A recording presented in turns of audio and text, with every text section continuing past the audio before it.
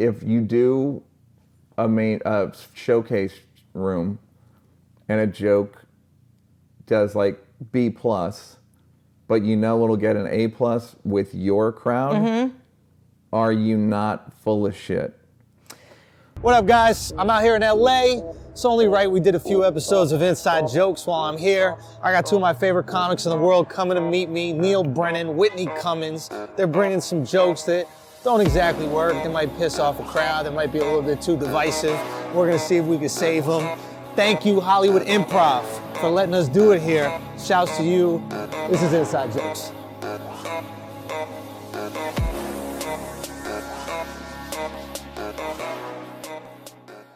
Jimmy Carr said something funny, which is, he's like, because my act is like intelligent, he's like, you might be better off looking older. He's like, you might be better off, glasses helped, and if I dressed up a little bit, and more a little like, that's interesting, professorial, it might be good. I just don't want to. I'd be so curious the difference between the same set of you and one of your orange hoodies. Yeah. And one of these. I'm not joking. I agree. I don't think you have to be in a suit, but I think knowing that you're mature helps. Because you're coming from a place of wisdom in your bits. Right.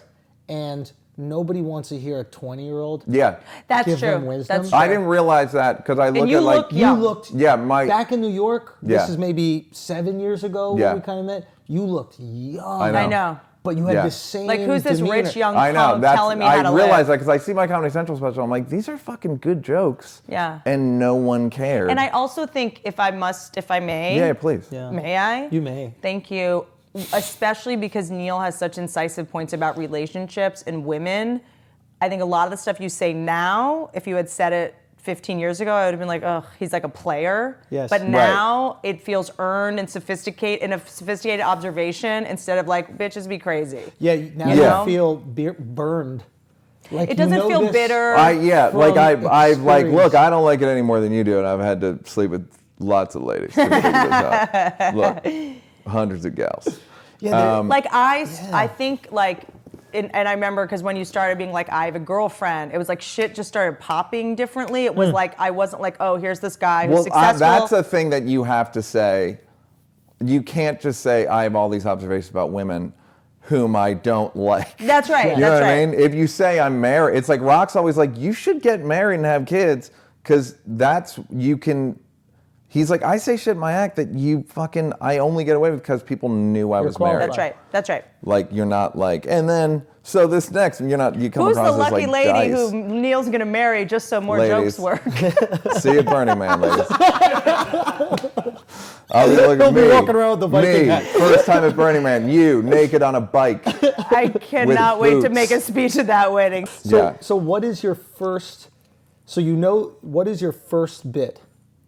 I've never been especially not good. Not opener, but what does it have to accomplish for you? I've never really approached my opening joke like that. I just, and I don't say that positively or negatively. It hasn't, there are times where I'm like, why am I fucking, where I've had to think about what I'm opening with, but I've never. Does it ever depend on who you I've follow? never set the tape. No, I have the bits, I have the 15 minutes I'm working on this period. That's then when I'm done. And there's something interesting you've been doing lately when you work on new stuff. You have been bringing a notebook too. Yeah. And the way Neal, it's interesting. You're like, what do you say in the first? You'll take 15 seconds before you speak sometimes. And there's this authoritative that oh sets shit. a tone. Yeah, it does. Right. And of power. I'm in charge. It sets a tone, and I think it also creates a tension to be released. And if that tension is rewarded, they feel fine and comfortable. And safe. I'm safe in your hands. Afterwards. That's something I realized about those silences, and also just about the discomfort, is if you reward the discomfort, that's right. It becomes Pavlovian. The next time they feel that discomfort, they're like, oh, but remember last time I felt like this? Yeah. I laughed really hard. That's right. I remember seeing Chappelle in, I think it was Montreal or something. I have a story about him. I bet. Do you? One? One story. No, I just remember. And I'm not going to tell. Fuck you.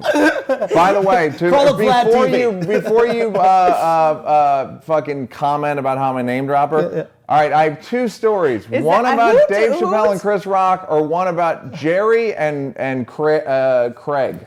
Which do you want to hear? Yeah. You want to hear the Chris Rock and Dave Chappelle Well, the story, person right? that types like this, I don't know. Who knows? That's how we do comments. Like, dear internet. You know who's commenting is Jerry and Craig. Yeah. Bro, when are you going to talk about us? Yeah. No, but it was interesting to watch him. He was like smoking in between jokes, and you'd watch him smoke, and you're like on the edge of your seat. Because you know he's not going to bomb. You feel safe. It's like watching a figure skater jump in the air. He told me when he was like 18 or 19 that he would do a long joke up front to get them used to like long periods of... Interesting. Yeah, when he was 19, you're just like... Because if you do first three banger, then they get used to the machine. Hey, what are you doing? And then they're like, you're bombing with this long Because there is premise. a point where if you get them used to a pace and then you do a joke that's like maybe 6 seconds longer, they're a bit like, what the fuck? I agree. There is this new thing, though, I think that if your crowd came to see you, like I've got the new thing I'm doing, it's like 15 minutes, like think, and then I have a longer thing, and they're kind of with me, but it doesn't do as well if I'm just going on at a show and everyone's there for everybody. Yeah. If it's my people, they give me the benefit of the doubt. All right, now here's a question. Here's a shop talk question. If you do a showcase room and a joke does like B+, but you know it'll get an A+ with your crowd, are you not full of shit? Meaning depends. if it's a B+ joke at the cellar, the store, wherever. Yes. Yeah. Or let's say B. It depends because I think sometimes a B joke Clarify the question, in meaning the OR if the joke is just an a B, A joke anywhere else. Right. But just to clarify the question, the joke is a B to most audiences, yes. but it kills in front of your audience. Yeah. You're saying, are you full of shit for... Are you cheating? Because that's what happens. Are you cheating? By the way, that's what happens when you get famous. I think if it's a B at like you got to know your venues. If you're a B at the Ice House or the Laugh Factory, it's not a good joke. That's right. But if it's a B in the OR or you're following Joey Diaz in the main room of the Comedy Store, I think you can fight for it. I think that. That's how I would lean originally. I would 100% lean that, but I think there is a place, not for all jokes, but I think there's certain jokes that rely on, like, if confidence in the artist, and that's not just stand-up. It can be in art in general, where it's just like, I can go to this place because you all trust me and you know where we're going. Whereas if I was complete strangers, I don't know if I could make... Right. Well, that's the kind interpretation of it. The other interpretation is it's a fixed fight.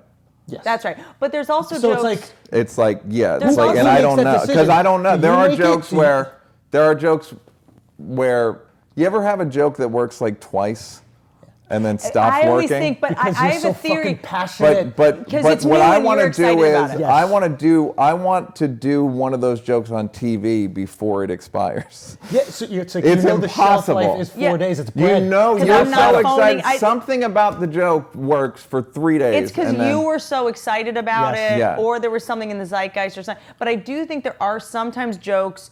Because when we work in 15-minute increments, it's like, by the time you get started, it's almost, there are some jokes where it's like, that got a B reaction. But in the context of an hour. That's another thing. When I've built momentum, when they know me well enough to have actually earned it, like something that in a 15-minute set might sound bitchy and entitled or aggressive, might in an hour set, when you know me a little bit better, is going to be smarter and more three-dimensional. Yeah. When you're building the act and it weaves, right? Like there's like different arcs in it. So this bit up front might get the B reaction in any room. Yeah. But this bit in the middle, knowing these things about me, is set up to get a bigger reaction because it's really kind of, the foundation is already built for it. It's not funny because of the joke. It's funny because the person telling the joke and you know the person. Right, but you might be full of shit. But you might be full of shit. No, and that's... You might be full of shit and you might be... suck. Right? It's like bands are performing, like the band's third album sucks because everybody's listening, we're all in love with you. Yeah. You don't have that same insecurity that you had initially, which was, oh man, these jokes are going to or these songs are going to be horrible, no one's going to like them. Well, it is interesting though now, and maybe this is like nor here nor there, but I do feel like for the first time, at least since I've been back at clubs like the Comedy Store, since podcasts have become such a big deal in the last 5 years, people come to see People their are podcast draws. You're a podcast people draw. come to Podcast see draw, without a their doubt. person. Yeah. And when someone else is on stage, it's sort of like, even if they know of that person, they're kind of just waiting to get it. You're the interstitial before their person comes Yeah. up. Yeah. So it's like, it's not only like, it's not saying like I'm getting an unfair reaction, but it's like I know you're waiting Yeah, for no, Bert yeah, Kreischer, yeah. and I know that I'm just like Yeah. the annoying person who's on before Yeah. him. Dude, I did that when I was opening for Duval. I did those dates for Duval. Humbling. I bet. Humbling. I had to follow Joey Diaz in the Bro. OR once. It was all his crowd. I mean, it was Were they I seated? was sweating. Were they still walking in? Unclear.